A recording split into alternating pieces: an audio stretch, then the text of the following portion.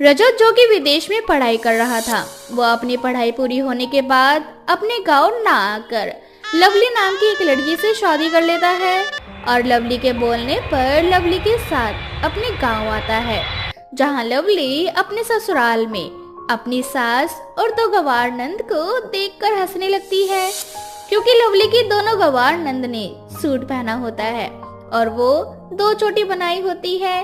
ये देखकर लवली जोर जोर से हंसने लगती है और अपने दोनों नंद का मजाक बनाने लगती है। ओह माय गुडनेस, मेरी तो दोनों ननद गवार है। इन दोनों को तो कपड़े पहनने का भी सेंस नहीं है, बट इट्स ओके। अब मैं आ गई हूँ। अब मैं तुम दोनों को दिखाऊंगी कि कैसे कपड़े पहने जाते हैं और कैसे बाल बनाए जाते हैं। लवली का ये बर्ताव देखकर लवली की दोनों ननद काजल और करिश्मा को बहुत गुस्सा आता है और वह दोनों मुंह सड़ाकर वहां से चली जाती है।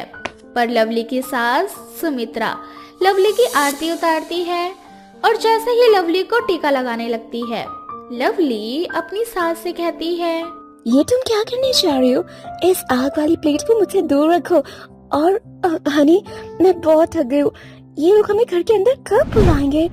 तुम्हारे घर वाले कितने बदतमीज हैं, जब घर आई बहू को भी घर में नहीं आने दे रहे। लवली, इसे आग वाली प्लेट नहीं, आरती की थाली कहते हैं। माँ हमारी आरती उतार रही है। और नजर, हम बहुत दूर से आए ना, हम दोनों साथ में कितने अच्छे लगते हैं। कहीं किसी ने हमें नजर लगा दी हो, बस इसलिए माँ मेरी और तुम्हारी आरती उतार कर हमें अंदर बुला लेगी। थोड़ा सब्र रखो।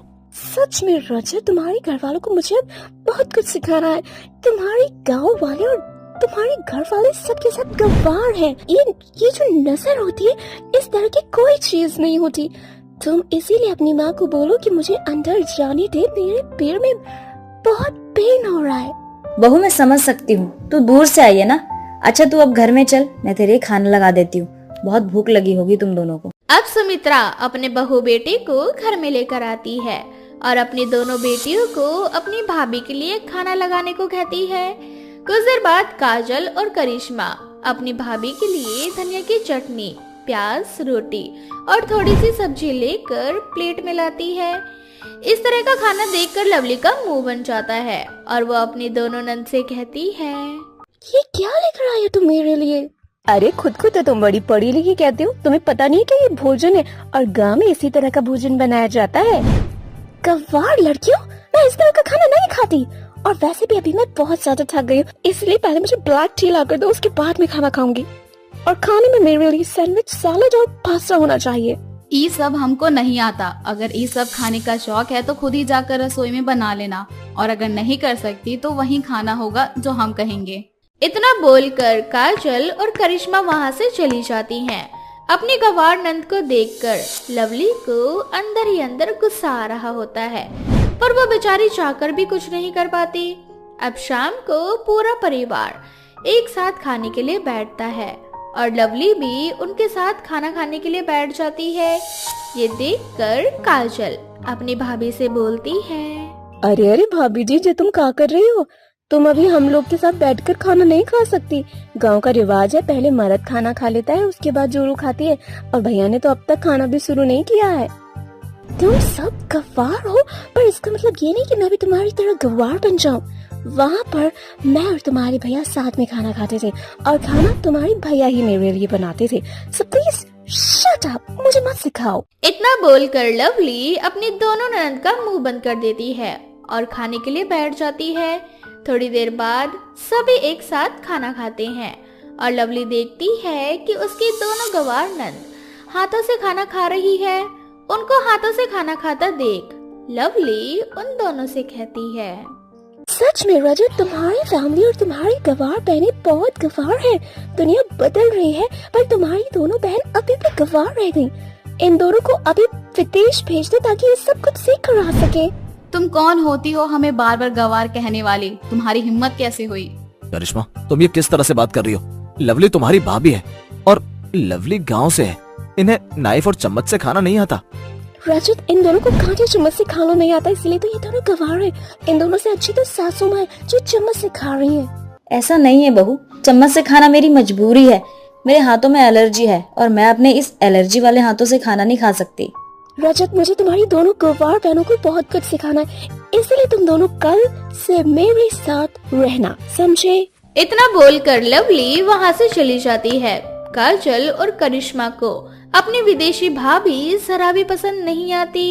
अब काजल और करिश्मा अपनी विदेशी भाभी को सबक सिखाने के लिए और उन्हें गांव के तौर तरीके सिखाने के लिए एक प्लान बनाती है। करिश्मा, हमारी भाभी बहुत बुरी है, हर समय हमें गंवार कहती है। अब हमें उन्हें दिखाना होगा कि उनके दोनों गंवार ननद क्या कर सकती हैं। ये विदेशी हमें गवार बोलती है ना, अब देखो मैं इन्हें कैसे गवार बनाती हूँ। अब काजल और करिश्मा खुजली का पाउडर लेकर लवली के कमरे में जाती है और जब लवली सो रही होती है तो वो दोनों लवली के सारे कपड़े पर खुजली वाला पाउडर गिरा देती है। अब अगले दिन जब लवली अपने कपड़े पहनती है तो उसे खुजली होने लगती है और तभी वहाँ काजल करिश्मा आकर अपनी भाभी से कहती है, क्या हुआ भाभी, आप हम गवारों की तरफ खुजली क्यों कर रही हो? मैं ये खुजली जानबूझकर नहीं करी, पर पता नहीं मुझे क्या हो गया, पूरी बॉडी में रैशेस हो गए, खुजली बंद होने का नाम नहीं ले रही है।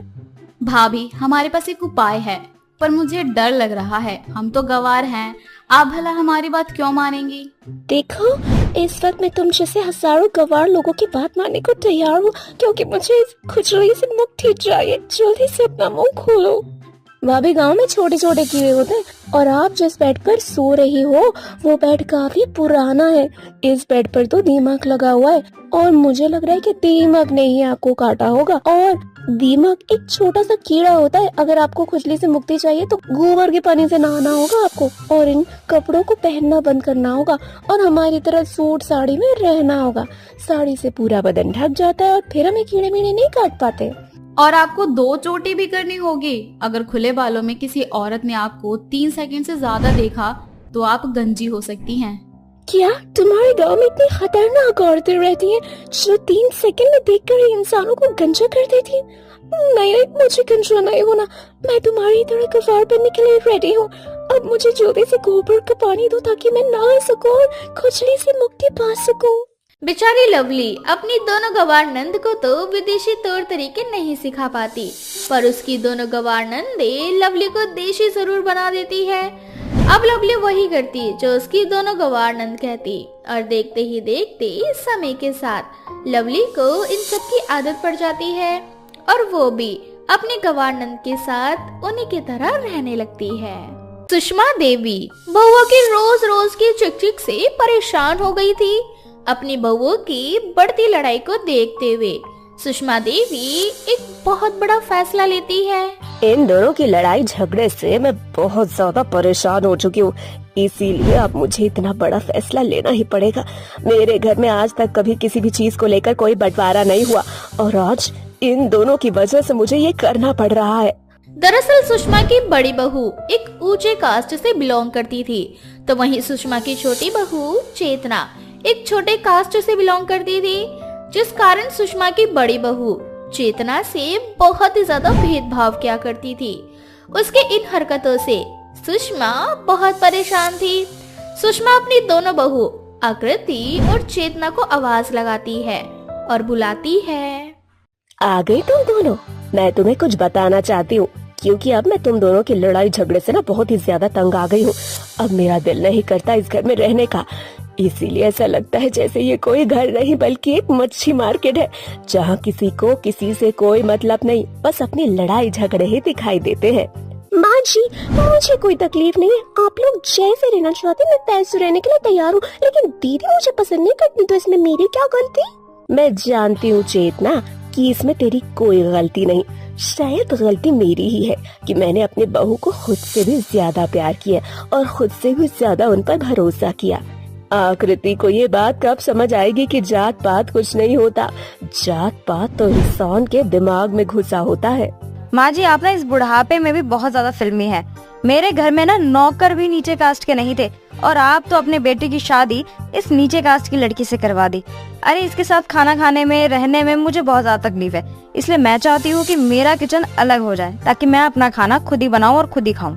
अगर तेरी खुशी इसी में है तो यही सही, कल से तेरा किचन अलग और आकृति तुझे जो दिल करे अपने किचन में वो बना, जैसे तुझे रहना है वैसे मेरा खाना चेतना बहू बनाएगी। ठीक है माँ जी, मुझे कोई आपत्ति नहीं है इन चीजों से। इस तरह से सुषमा के घर में अब उसकी दोनों बहुओं का अलग अलग रसोई हो जाता है। ऐसे ही एक दिन आकृति सुषमा और चेतना को जलाने के लिए बहुत ही स्वादिष्ट खाना बनाने लगती है और फिर जानबूझकर अपनी माँ को फोन लगाती है और उनसे बात करने लगती है और सारी बातें सुषमा और चेतना को सुनाते हुए कहती है, अरे माँ, आज मैंने ना बहुत ही टेस्टी खाना बनाया है, वो भी अपने हाथों से। वरना खाने में ना नीची जाति वाले लोगों के हाथों का तड़का लग जाता था, जिससे खाने का टेस्ट ना बहुत ही ज्यादा बेस्वाद हो जाता था। इसीलिए अब मैंने खुद ही खाना बनाया है, क्योंकि मेरा तो रसोई अलग हो चुका है। बहुत ही ज्यादा टेस्टी खाना बना है आज। बिल्कुल सही किया तूने, ऐसा ही होना चाहिए। आखिरकार तब जाकर तेरी सास को अक्ल आएगी। हाँ माँ, अब चलो मैं खाना खा लेती हूँ, वरना खाना ठंडा हो जाएगा। सुषमा और चेतना को आकृति की बातों से बिल्कुल भी फर्क नहीं पड़ता। वो दोनों उसकी बातों को नजरअंदाज करके अपने काम में लग जाती है। अब ऐसे ही समय बीतता जाता है। आकृति बार बार सुषमा और चेतना को जलाने के लिए अलग अलग प्रकार के पकवान बनाया करती। ऐसे ही एक दिन सुषमा चेतना से कहती है, अरे चेतना बहू, आज संडे है, मैं तो कहती हूँ खाना मत बना, आज हम बाहर खाने चलते हैं। वैसे भी तू हर दिन किचन में ही लगी रहती है, घर का सारा काम करती रहती है, अकेले थक जाती है। आज के दिन तू बस आराम कर, आज मेरे साथ बाहर चल, जो तुझे खाना होगा मैं खिलाऊंगी। माँ जी, आपको तो पता है ना, दीदी को अच्छा नहीं लगेगा अगर हम ऐसे जाएंगे तो। अरे बहू, उसकी चिंता क्यों करती है, एक काम करते हैं, उससे भी पूछ लेते, बाकी उसकी मर्जी, उसे जाना तो चलेगी, नहीं जाना तो नहीं जाएगी। सुषमा आकृति से बाहर खाना खाने के लिए पूछती है। तभी आकृति सुषमा से कहती है, माफ करना माँ जी, लेकिन मेरी आदत नहीं है कि मैं ऐसे नीची जाति वाले लोगों के साथ बैठकर खाना खाऊं। अगर आपको खाना है तो आप खा सकती हैं, मुझे कोई दिक्कत नहीं है। और हाँ, मैं अपने अलग ही किचन में बहुत ज्यादा खुश हूँ, मैं खाना बनाकर खुद खा सकती हूँ। ये तो बहुत अच्छी बात है बहू, और वैसे भी हमें कोई आपत्ति नहीं, उल्टा हमारे पैसे तो और बच रहे, 2-4 पैसे अगर बच रहे तो इसमें खुश होना चाहिए। बाकी तेरी मर्जी, तू अपनी रसोई में खुश है तो हम भी अपनी रसोई में खुश हैं। इतना बोलकर आकृति गुस्से में किचन में चली जाती है और वो खाना बनाने लगती है। तभी अचानक से गैस खत्म हो जाती है और आकृति फोन में चेक करती है तो देखती है कि गैस सिलेंडर आने में कम से कम 2 दिन का समय लगेगा। थोड़ी देर बाद सुषमा और चेतना दोनों बाहर खाना खाने के लिए चली जाती है। आकृति मौका देखकर खाना बना लेती है और पूरा किचन अच्छे से साफ भी कर देती है। थोड़ी ही देर बाद सुषमा और चेतना वापस घर आते हैं।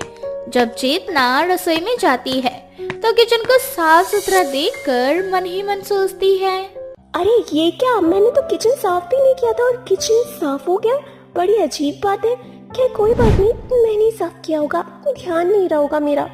ऐसे ही अगली सुबह आकृति अपने गैस सिलेंडर के आने का इंतजार कर रही थी, लेकिन उसका गैस सिलेंडर आने में थोड़ा सा समय लगा रहा था। बेचारी को सुबह की चाय भी नहीं मिलती, वो बहुत ज्यादा परेशान थी। चेतना उसे बार बार देख ही रही थी कि आकृति परेशान है। थोड़ी देर बाद चेतना अपने कमरे में चली जाती है। आकृति मौका देखकर फिर से चेतना की किचन में आती है और चाय बनाने लगती है। जब चेतना की नजर आकृति पर पड़ती है तो वो बिना कुछ कहे अपने कमरे में चली जाती है। अगर मैं दीदी के सामने गई तो दीदी को अच्छा नहीं लगेगा, खुद की नजरों में ही गिर जाएंगी। ऐसा करती हूँ, जब तक उनकी चाय नहीं बनती तब तक मैं यहीं रहती हूँ, उन्हें भी बुरा नहीं लगेगा और वो चाय भी बना लेंगे मेरे गैस के सिलेंडर पर। आकृति बहुत ही ज्यादा जल्दबाजी में थी। वो जल्दी जल्दी चाय बनाकर अपने कमरे में ऊपर की ओर सीढ़ियों से भागकर जाने लगती है। अचानक से उसका पैर फिसल जाता है और वो सीढ़ियों से नीचे गिर जाती है। उसके सिर में काफी चोट लगती है और काफी सारा खून भी निकल जाता है। चेतना और सुषमा दोनों उसे पास के अस्पताल में भर्ती करवाते हैं। उसे सिर से बहुत ही ज्यादा खून निकल रहा था, जिस कारण उसे खून की जरूरत थी। चेतना आओ देखती है न ताओ देखती है और अपना खून आकृति को देने के लिए तैयार हो जाती है। थोड़ी ही देर बाद आकृति को होश आता है और आकृति को पता चलता है कि डॉक्टर के जरिए उसे चेतना ने खून दिया है। आकृति को खुद पर बहुत ही ज्यादा शर्मिंदगी महसूस होती है। जब चेतना उसके पास आती है तो चेतना बहुत ही ज्यादा घबराई हुई होती है कि कहीं आकृति को पता न चल जाए कि उसने ही आकृति को खून दिया था। तभी आकृति चेतना से कहती है, चेतना मुझे माफ कर दो, मुझे कुछ भी समझ में नहीं आ रहा कि मैं क्या बोलूं। आज मुझे खुद पे बहुत ही ज्यादा शर्मिंदगी महसूस हो रही है। मैं हमेशा ऊंची जाति नीची जाति करती रहती थी और आज मैं जिससे इतना भेदभाव करती थी उसी का खून मेरे रगों में दौड़ रहा है। आज तुम्हारी वजह से ही मेरी जिंदगी बची है, एक नया जीवन मिला है मुझे। मैं वादा करती हूँ कि मैं आगे से तुम्हारे साथ ऐसा व्यवहार बिल्कुल नहीं करूंगी। अब हम दोनों साथ में मिलकर रहेंगे। इस तरह से आकृति चेतना से माफी मांगती है और वो दोनों हंसी खुशी फिर अपने जीवन में आगे बढ़ती हैं। रात रोहन अपनी साली प्रिया के कमरे में जाता है, जहाँ दोनों जीजा साली मिलकर खूब सारी बातें करते हैं। सच बताऊं प्रिया, मेरी शादी ना तुमसे होनी चाहिए थी, लेकिन पता नहीं क्यों मेरी किस्मत इतनी खराब है, अक्सर बुरी चीजें ही मुझे मिलती हैं। अब तुम जरा अपनी बहन निधि को ही देख लो। अरे जीजू, जब दीदी की शादी आपसे नहीं हुई थी ना, तब भी सब यही बोलते थे कि मैं दीदी से बहुत ज्यादा सुंदर, इंटेलिजेंट हूँ। और आपको तो पता है ना कि दीदी कैसी है। हाँ, बस इसी बात का गम है कि तुम मुझे मिली नहीं। किस्मत में वही बेकार और बुरी चीज लिखी थी। अरे जीजू, टेंशन क्यों लेते हो? अभी भी मैं आपके ही पास हूँ। और हाँ, मौका भी है, दस्तूर भी है। हाँ, समझ रहा हूँ कि तुम क्या कहना चाहती हो। वैसे मैं तुमको बहुत पसंद करता हूँ, तुमसे बहुत प्यार करने लगा हूँ। प्यार तो मैं भी आपसे बहुत करती हूँ जीजू, लेकिन मुझे डर लगता है दीदी से। अगर उन्हें पता चल गया तो? अरे टेंशन मत लो, ऐसा कुछ नहीं होगा। रोहन प्रिया के करीब आने लगता है। तभी प्रिया रोहन से कहती है, अरे नहीं जीजू, दीदी को पता लग जाएगा। कहा ना, कुछ पता नहीं लगेगा। और हाँ, मेरा साथ दो, टेंशन बिल्कुल मत लो। तभी निधि की आँख खुल जाती है और वो देखती है कि रोहन उसके बगल में ही सो रहा है। निधि को बिल्कुल भी नींद नहीं आती। ये सपना देखने के बाद उसे बार बार अपने पति पर शक होने लगता है। दरअसल प्रिया और रोहन एक ही कंपनी में जॉब करते थे। ऐसे ही एक सुबह निधि रोहन का लंच बना रही थी। तभी रोहन निधि से कहता है, अरे निधि, एक काम कर देना, आलू के पराठे बना देना। आज वो तुम्हारी बहन ने ऑफिस में मुझसे आलू के पराठे मंगाए हैं। उसने कहा था कि बहुत दिन हो गए दीदी के हाथ के बने हुए आलू के पराठे खाए। उसको बोल दो कि खुद आलू के पराठे बनाना सीख ले। मैं उसकी नौकर नहीं हूँ। जब मैडम फरमाइश करेंगे तब यहाँ आप उसके लिए आलू के पराठे बनवा कर ले जाते हो। उसको बोलो अपना ध्यान खुद रखे, वो बच्ची थोड़ी है। इतना ओवर रिएक्ट क्यों कर रही हो तुम? तुम्हारी खुद की बहन है और वो जॉब करती है। उसके पास इतना टाइम नहीं है कि वो खुद के लिए आलू के पराठे बना पाए, और तुम्हें अपनी बहन को सपोर्ट करने के बजाय ऐसी बातें कर रही हो। यही तो दिक्कत है ना, वो मेरी बहन है, लेकिन सबसे ज्यादा चिंता तो आपको लगी रहती है उसकी। तुमसे बहस करना ही बेकार है, रहने दो, पराठे बनाने की जरूरत नहीं है अब। रोहन निधि की बात से नाराज हो जाता है और वो ऑफिस के लिए निकल जाता है। ऐसा ही शाम को रोहन प्रिया को लेकर एक रेस्टोरेंट में जाता है। वहाँ जाने के बाद वो निधि से फोन करके कहता है, निधि, एक काम करना, मेरा खाना मत बनाना आज। मैं और प्रिया रेस्टोरेंट में डिनर कर लेंगे। तुम अपने लिए खाना बना लेना, या फिर तुम अभी अगर खाना खाना हो तो बता दो, मैं तुम्हारे लिए बाहर से ले आता हूँ। तुम उसके साथ रेस्टोरेंट में खाना खाने के लिए चले गए। उसके साथ खाना खाने के लिए तुम्हारे पास समय है, लेकिन अपनी पत्नी को टाइम देने के लिए तुम्हारे पास बिल्कुल टाइम नहीं है। हाँ, हद होती है किसी चीज की। तुम्हें ना खुद पर भरोसा है, ना मुझ पर भरोसा है, ना ही अपनी बहन पर भरोसा है। तुम्हारी सगी बहन है, लेकिन फिर भी तुम उस पर और मुझ पर बहुत ज्यादा शक करती हो। लेकिन अब तुम्हारे शक करने की वजह से मैं प्रिया से बातचीत करना तो बंद नहीं करूंगा, क्योंकि वो मेरी साली ही नहीं बल्कि मेरी ही कंपनी में काम करने वाली मेरी एक फ्रेंड भी है। हाँ तो ठीक है, तुम्हें अगर उसके साथ रहना है तो रहो, मेरी चिंता करने की कोई जरूरत नहीं है तुम्हें। रोहन भी गुस्से में फोन काट देता है। रात काफी हो जाती है। निधि रोहन का वेट कर रही थी। रात के करीबन 12 बज जाते हैं। निधि को टेंशन होने लगती है। वो रोहन और प्रिया को फोन करने लगती है, लेकिन दोनों का फोन बंद आ रहा था। निधि के मन में बहुत सारे बुरे विचार आने लगते हैं। कहीं मेरा सपना सच तो नहीं होने वाला? कहीं मेरा पति और मेरी बहन दोनों किसी होटल में मुंह तो काला नहीं करवा रहे? मुझे तो लगता है जरूर यही बात है, तभी फोन बंद आ रहा है दोनों का। अब मैं इस घर में एक पल भी नहीं रह सकती। ये सब सोचते सोचते निधि की आंख लग जाती है। प्रिया और रोहन दोनों एक होटल में होते हैं, जहां दोनों जीजा साली के रिश्ते को शर्मसार करते हैं। एक बार फिर से निधि की आंख इस बुरे सपने के साथ खुल जाती है। वो तुरंत अपनी माँ विभा को फोन लगाती है और रोते हुए कहती है, माँ जी मैं तो लुट गई, बर्बाद हो गई। अरे मेरी बहन ने मेरा घर तोड़ दिया। उसे ही मेरा ही पति मिला था चक्कर चलाने के लिए। माँ जी अब मैं और कहाँ जाऊँ, किसके सहारे जीऊँ? अरे बेटा अब रोती रहेगी या बताएगी कि आखिर क्या बात है? माँ प्रिया और रोहन का चक्कर चल रहा है। दोनों जीजा साली होने के बाद भी इस रिश्ते को शर्मसार कर रहे हैं। रोहन भी शादीशुदा होने के बाद भी मेरी बहन के साथ रंगरलियां मना रहे हैं। रात के 3 बज चुके हैं लेकिन उन दोनों का कोई अता पता नहीं। दोनों का फोन भी स्विच ऑफ आ रहा है। माँ तुझे कैसे पता कि तेरी बहन और तेरे पति का चक्कर चल रहा है? माँ मुझे ना उन दोनों पर पूरा शक है और जिस कारण मुझे ऐसे बुरे ख्याल भी आते हैं। अभी ना मैंने बहुत ही गंदा सपना देखा और मेरी आँख खुल गई। मेरा जी बहुत घबरा रहा है। माँ तुझे अपने पति के साथ साथ अपनी बहन पर भी भरोसा नहीं है? अरे रात के 3 बज रहे हैं, उन दोनों का फोन स्विच ऑफ आ रहा है तो इसका मतलब ये भी तो हो सकता है कि दोनों किसी प्रॉब्लम में हो। बेटा शक का तो कोई इलाज होता नहीं है। जब ये बात रोहन और प्रिया को पता चलेगी तो उन दोनों को बड़ा बुरा लगेगा। माँ आप समझने की कोशिश क्यों नहीं करती? मुझे पूरा यकीन है उन दोनों का कुछ न कुछ तो चल रहा है। कभी तूने अपनी आंखों से ऐसा कुछ देखा है जिससे तुझे ये लगे कि प्रिया और रोहन का कुछ चल रहा है?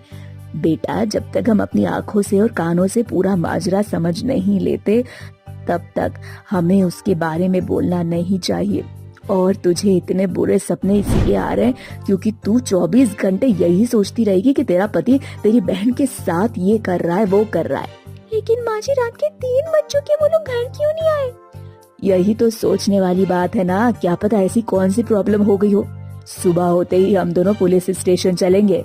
थोड़ी देर बाद निधि के फोन पर फोन आता है। निधि भागते हुए अपनी माँ को लेकर हॉस्पिटल जाती है, जहाँ वो देखती है कि रोहन और प्रिया दोनों का एक्सीडेंट हुआ था और वो दोनों अलग अलग वार्ड में एडमिट थे। उन दोनों को इस तरह से देखकर निधि को बहुत बुरा लगता है और उसे खुद पर शर्मिंदगी महसूस होती है। तभी विभा उससे कहती है, देख लिया बेटा, दोनों बच्चों का एक्सीडेंट हो रखा है इसलिए उनका फोन भी बंद था और दोनों यहाँ एडमिट है। अरे शर्म आनी चाहिए तुझे। पति पत्नी के बीच लड़ाई झगड़ा चलता रहता है लेकिन कम से कम अपनी बहन के साथ तो तू बचपन से रही है। क्या उसे तूने बिल्कुल भी नहीं जाना कि वो कैसी है? हाँ माँ जी आप बिल्कुल सही कह रही हो। मुझसे बहुत बड़ी भूल हो गई। सही कहा है किसी ने कि शक का कोई इलाज नहीं होता। निधि को अपनी गलती का एहसास हो जाता है। 5 दिन के ट्रीटमेंट के बाद डॉक्टर प्रिया और रोहन को घर भेज देते हैं। ऐसे ही समय बीतता जाता है। निधि प्रिया और रोहन दोनों का ख्याल अच्छे से रखती है। अब निधि के मन से वो शक भी हमेशा के लिए निकल जाता है जो उसे अपनी बहन और पति पर था। इस तरह से निधि अपने जीवन में हंसी खुशी आगे बढ़ती है। एक रात रोहन अपनी साली प्रिया के कमरे में जाता है, जहाँ दोनों जीजा साली मिलकर खूब सारी बातें करते हैं। सच बताऊं प्रिया, मेरी शादी ना तुमसे होनी चाहिए थी, लेकिन पता नहीं क्यों मेरी किस्मत इतनी खराब है। अक्सर बुरी चीजें ही मुझे मिलती हैं। अब तुम जरा अपनी बहन निधि को ही देख लो। अरे जीजू, जब दीदी की शादी आपसे नहीं हुई थी ना, तब भी सब यही बोलते थे कि मैं दीदी से बहुत ज्यादा सुंदर, इंटेलिजेंट हूँ। और आपको तो पता है ना कि दीदी कैसी है। हाँ, बस इसी बात का गम है कि तुम मुझे मिली नहीं। किस्मत में वही बेकार और बुरी चीज लिखी थी। अरे जीजू, टेंशन क्यों लेते हो? अभी भी मैं आपके ही पास हूँ। और हाँ, मौका भी है, दस्तूर भी है। हाँ, समझ रहा हूँ कि तुम क्या कहना चाहती हो।